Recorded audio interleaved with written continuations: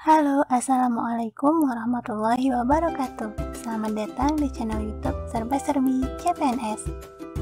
Jangan lupa like, share, dan subscribe ya teman-teman. Terima kasih.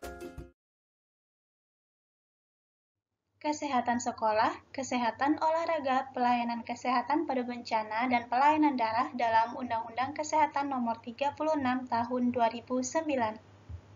Undang-Undang Republik Indonesia Nomor 36 Tahun 2009 tentang Kesehatan. Kita masih di bab 6 ya teman-teman mengenai upaya kesehatan. Kita masuk ke bagian kesehatan sekolah. Pasal 79 ayat 1. Kesehatan sekolah diselenggarakan untuk meningkatkan kemampuan hidup serta peserta didik dalam lingkungan hidup sehat sehingga peserta didik dapat belajar, tumbuh, dan berkembang secara harmonis dan setinggi-tingginya menjadi sumber daya manusia yang berkualitas. Pasal 79 ayat 2, kesehatan sekolah sebagaimana dimaksud pada ayat 1 diselenggarakan melalui sekolah formal dan informal atau melalui lembaga pendidikan lain. Pasal 79 ayat 3, ketentuan mengenai kesehatan sekolah sebagaimana dimaksud pada ayat 1 dan ayat 2 ditetapkan dengan peraturan pemerintah.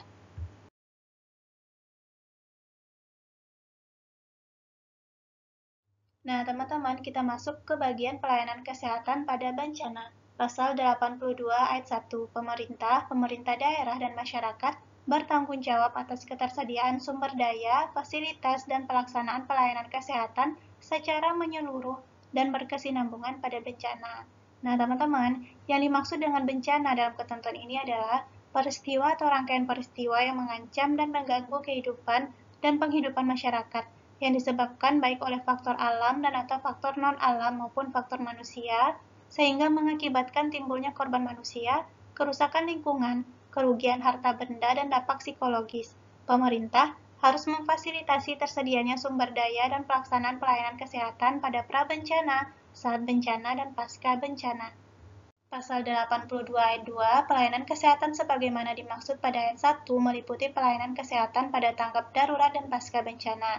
Nah, teman-teman, yang dimaksud tanggap darurat bencana dalam ketentuan ini adalah serangkaian kegiatan yang dilakukan dengan segera pada saat kejadian bencana untuk menangani dampak buruk yang ditimbulkan, yang meliputi kegiatan penyelamatan dan evakuasi korban, harta benda, pemenuhan kebutuhan dasar, perlindungan, pengurusan pengungsi, penyelamatan, serta pemulihan prasarana dan sarana.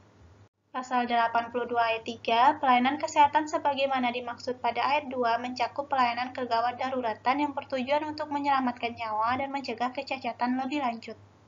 Pasal 82 ayat 4, pemerintah menjamin pembiayaan pelayanan kesehatan sebagaimana dimaksud pada ayat 1. Pasal 82 ayat 5, pembiayaan sebagaimana dimaksud pada ayat 4 bersumber dari anggaran pendapatan dan belanja negara atau APBN, anggaran pendapatan dan belanja daerah atau APBD, atau bantuan masyarakat sesuai dengan peraturan perundang-undangan. Pasal 83 ayat 1, setiap orang memberikan pelayanan kesehatan pada bencana harus ditujukan untuk penyelamatan nyawa, pencegahan kecacatan lebih lanjut, dan kepentingan terbaik bagi pasien. Pasal 83 ayat 2, pemerintah menjamin perlindungan hukum bagi setiap orang sebagaimana dimaksud pada ayat 1 sesuai dengan kemampuan yang dimiliki. Pasal 84, ketentuan lebih lanjut tentang penyelenggaraan pelayanan kesehatan pada bencana diatur dengan peraturan menteri. Pasal 85 ayat 1, dalam keadaan darurat, fasilitas pelayanan kesehatan, baik pemerintah maupun swasta wajib memberikan pelayanan kesehatan pada bencana bagi penyelamatan nyawa pasien dan pencegahan kecacatan. Pasal 85 ayat 2, fasilitas pelayanan kesehatan dalam memberikan pelayanan kesehatan pada bencana sebagaimana dimaksud pada ayat 1, dilarang menolak pasien dan atau meminta uang muka terlebih dahulu. Kita masuk ke bagian pelayanan darah ya teman-teman, yaitu pasal 86 ayat 1. Pelayanan darah merupakan upaya pelayanan kesehatan yang memanfaatkan darah manusia sebagai bahan dasar dengan tujuan kemanusiaan dan tidak untuk tujuan komersial. Pasal 86 ayat 2, darah sebagaimana dimaksud pada ayat 1 diperoleh dari pendonor darah sukarela yang sehat dan memenuhi kriteria seleksi pendonor dengan mengutamakan kesehatan pendonor. Pasal 86 ayat 3, darah yang diperoleh dari pendonor darah sukarela sebagaimana dimaksud pada ayat 2 sebelum digunakan untuk pelayanan darah harus dilakukan pemeriksaan laboratorium guna mencegah penularan penyakit.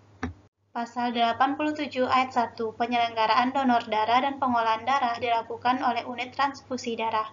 Pasal 87 ayat 2, unit transfusi darah sebagaimana dimaksud pada ayat 1 dapat diselenggarakan oleh pemerintah, pemerintah daerah dan/atau organisasi sosial yang tugas pokok dan fungsinya di bidang kepalang merahan. Pasal 88 ayat 1, pelayanan transfusi darah meliputi perencanaan, pengerahan pendonor darah, penyediaan, pendistribusian darah, dan tindakan medis pemberian darah kepada pasien untuk tujuan penyembuhan penyakit dan pemulihan kesehatan. Pasal 88 ayat 2, pelaksanaan pelayanan transfusi darah dilakukan dengan menjaga keselamatan dan kesehatan penerima darah dan tenaga kesehatan dari penularan penyakit melalui transfusi darah. Lanjut ya teman-teman, pasal 89, Menteri mengatur standar dan persyaratan pengelolaan darah untuk pelayanan transfusi darah. Pasal 90 ayat 1, pemerintah bertanggung jawab atas pelaksanaan pelayanan darah yang aman, mudah diakses, dan sesuai dengan kebutuhan masyarakat. Pasal 90 ayat 2, pemerintah menjamin pembiayaan dalam penyelenggaraan pelayanan darah. Nah, teman-teman, maksud dari ayat 2 ini yaitu guna menjamin ketersediaan darah untuk pelayanan kesehatan, jaminan pemerintah diwujudkan dalam bentuk pemberian subsidi kepada unit transfusi darah yang bersumber dari anggaran pendapatan dan belanja negara atau APBN, dan juga APBD dan bantuan lainnya. Pasal 90 ayat 3, darah dilarang diperjualbelikan dengan dalih apapun. Maksudnya yaitu, darah itu sebagai anugerah Tuhan yang Maha Pemurah kepada setiap insan tidaklah sepantasnya dijadikan objek jual beli untuk mencari keuntungan, biarpun dengan dalih untuk menyambung hidup. Selanjutnya, pasal 91 ayat 1, komponen darah dapat digunakan untuk tujuan penyembuhan penyakit dan pemulihan kesehatan melalui proses pengolahan dan produksi. Nah, teman-teman, di sini yang dimaksud dengan proses pengolahan dalam ketentuan ini adalah pemisahan komponen darah menjadi plasma darah dan sel darah merah, sel darah putih, dan sel pembeku darah yang dilakukan oleh UTD, unit transfusi darah, dan biaya pengolahan tersebut ditanggung oleh negara. Yang dimaksud dengan proses produksi dalam ketentuan ini adalah proses fraksionasi di mana dilakukan penguraian protein plasma menjadi antara lain albumin, globulin, faktor 8 dan faktor 9 dilakukan oleh industri yang harganya dikendalikan oleh pemerintah. Pasal 91 ayat 2, hasil proses pengolahan dan produksi sebagaimana dimaksud pada ayat 1 dikendalikan oleh pemerintah.